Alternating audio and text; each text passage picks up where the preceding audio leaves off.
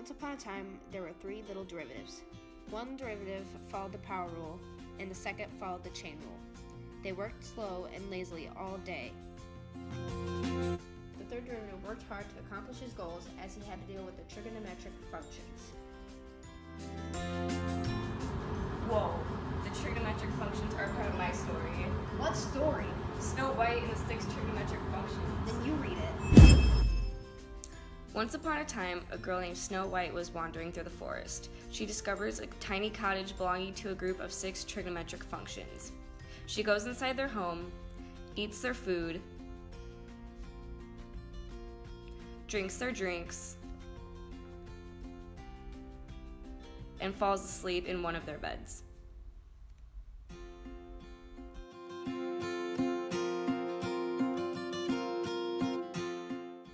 When the 6 trigonometric functions return home, they discover someone snuck into their house. They find Snow White sleeping and she wakes up. She explains why she's in their home and they let her stay in exchange for her doing housework.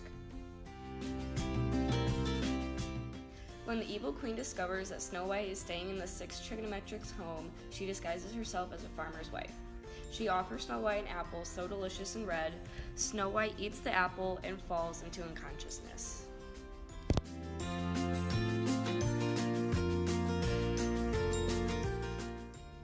A prince finds Snow White and declares his love for her. As she awakens, she discovers the prince is from Logarithm. Logarithm? The logarithm? Yes, Logarithm. That's part of my story.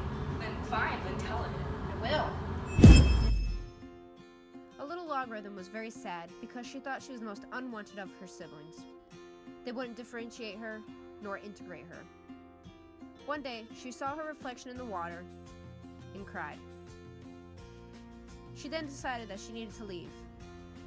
She needed to find her theorem.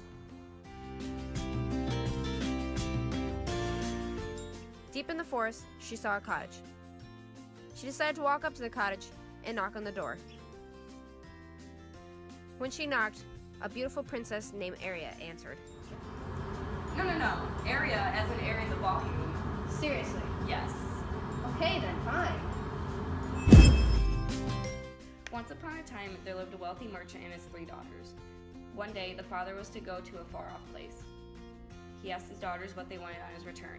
The first 2 wanted beautiful dresses, while the third, named Aria, wanted a graph. As the merchant left for his journey, he came across a bush of graphs. He had plucked a graph from the bush. Suddenly, a ferocious-looking volume sprang from the bushes. He was wearing the finest clothes and roared. The merchant, frightened, told him about Aria's gift. The beast promised to let him go if he sent his daughter to the castle, and so the merchant sent his daughter Limit to the castle.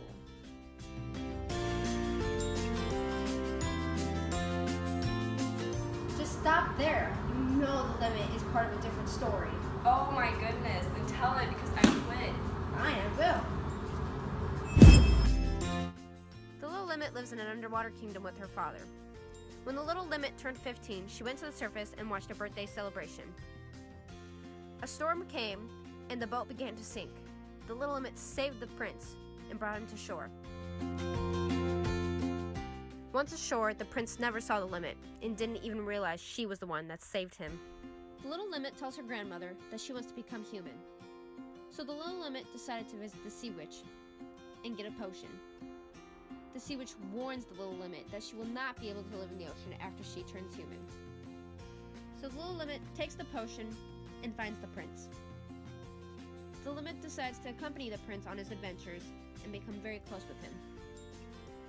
The prince is completely memorized by her beauty, and they are quick to plan their wedding. The little Limit thinks that she will soon die because she's now mortal and she didn't find love. Her sisters come and tell the Limit that she can return if she kills the prince, but she cannot. So she throws herself over the boat and becomes an earthbound spirit.